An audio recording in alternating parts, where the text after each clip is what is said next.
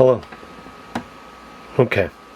Today, I wanted to look at Slumbering Ursine Dunes. This is an old school essentials adventure. It's really put out for Labyrinth Lord. It's just in the old school scene, right? And it's one that I had an incredible amount of joy running, and so I wanted to share it. Slumbering Ursine Dunes by Kutalik. It's a Labyrinth Lord adventure for levels 2 to 4.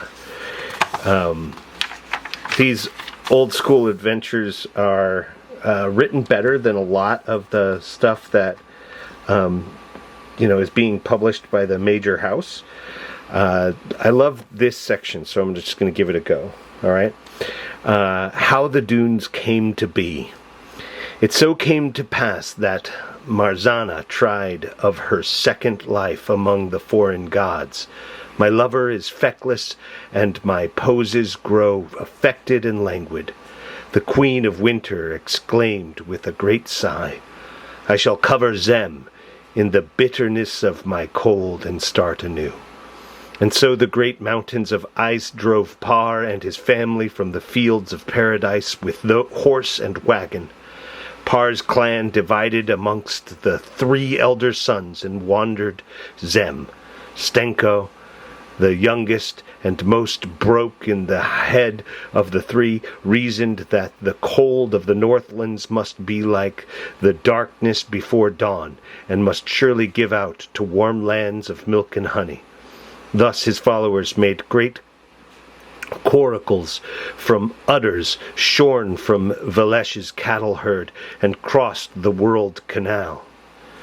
But neither warmth nor milk nor honey was to be found. For 100 years they fought the blueskins of the north and fell creatures of the boreal forest, until at one great battle Stenko and all his kin but one were slain.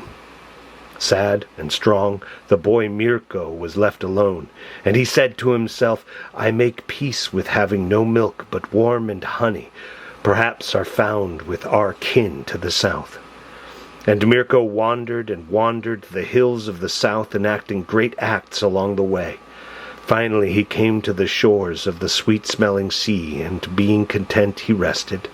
Sleeping upon the sand, he was visited by Old Bear. Old Bear had a great hunger, and seized upon Mirko's leg, swallowing it in a mighty bite. Mirko awakened, and crying in pain, Sweet Svat, did battle with the Old Bear, kicking up great mounds of sand in the struggle. With his spear he pierced Old Bear and laid him down. Hungered, Mirko began to eat Old Bear, his belly full but saddened by having consumed such a noble foe. He was approached by Younger Bear. Why have you eaten the flesh of Old Bear? Younger Bear asked.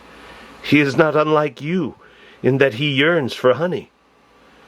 Sometimes you eat the bear, Mirko replied, and sometimes the bear eats you. Is that some kind of northern thing? Younger Bear asked, but Mirko only shrugged in answer. Mirko was made sad again, and though he had eaten and beaten Old Bear, decided he would share what remained of his life with him as one.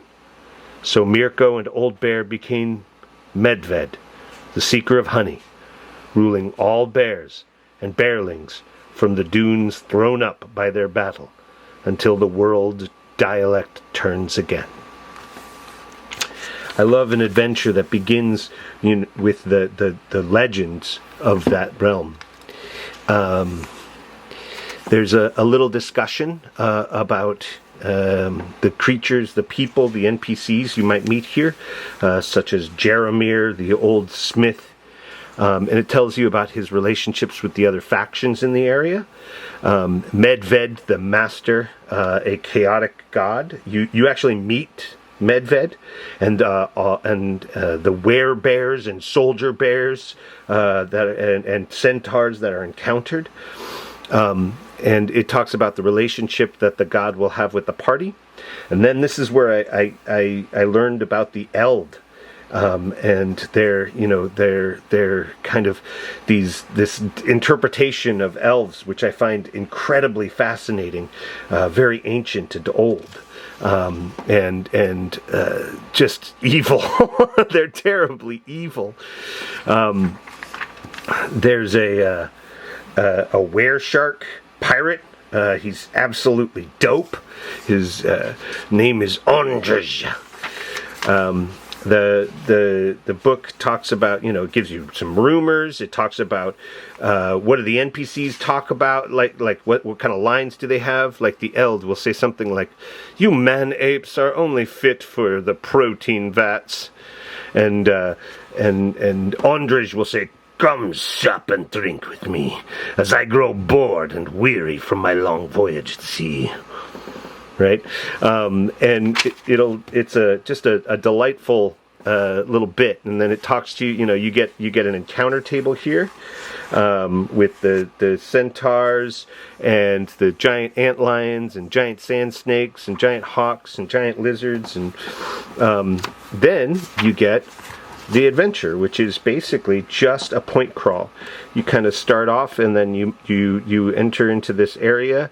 This is 1, 2, 3, and then you can split, and you can go either of these ways, and the adventurers can go whichever way they want, and you just look up that location, and you tell them what's there, and you kind of let the setting kind of do its own work. You don't force them through any particular story. That part's taken care of in the way that the point crawl is structured. It's quite elegant and beautiful in the way it's done. Here is one, and it's just like the most graceful little bit. It's just the burnt woods, and it just tells you a little bit about the burnt woods. And really, this is all you really need to know, is that the burnt woods are blackened, jagged trunks with great piles of ash, limited visibility, roughly about 100 yards. Then you got a hitching post here, right? These are the hitching posts. It tells you who's at the hitching post, and it gives you just this wonderful kind of take on how everything works and all the different places that you might visit. In section 10, you see that the Eld are going to ambush and try and get something. Each of the different places that you visit, you'll find these incredible creatures. And then you come across these crazy places, like this giant golden barge that's depicted on the front, right? You'll just sort of arrive there, and it tells you all sorts of things that are there, and things that you might find aboard. And you find these like two-headed vultures, right? And pretty soon, you've got a whole dungeon crawl, and it's just the simple lines, and it tells you what's in there. And I ran this in 5e, and the boys loved it. It was absolutely dope. They just grabbed whatever they wanted and played with it. Like it was like a box of Legos. So we just dump it out every game night, and they would pick up whatever was there. This is a picture of an Eld. I love the haughtiness, the take on elves that they have. These kind of techno David Bowie dudes. It kind of excites me. And so you've got these different locations, like this glittering tower, and it tells you all the things you might find there. This one is, in the glittering tower is a place of the Eld, and it takes you into a boat and a cosmic void, right? It takes and you can find pipes and like a were-shark cove, and every place you encounter is this strange thing. And then it's got these wonderful charts, right? So let's say I rolled a 6 on shit's getting weirder. Looks like a phantom pylon. A vaguely perceptible pylon appears that exists in the same space the characters are in now, but in a different plane or dimension.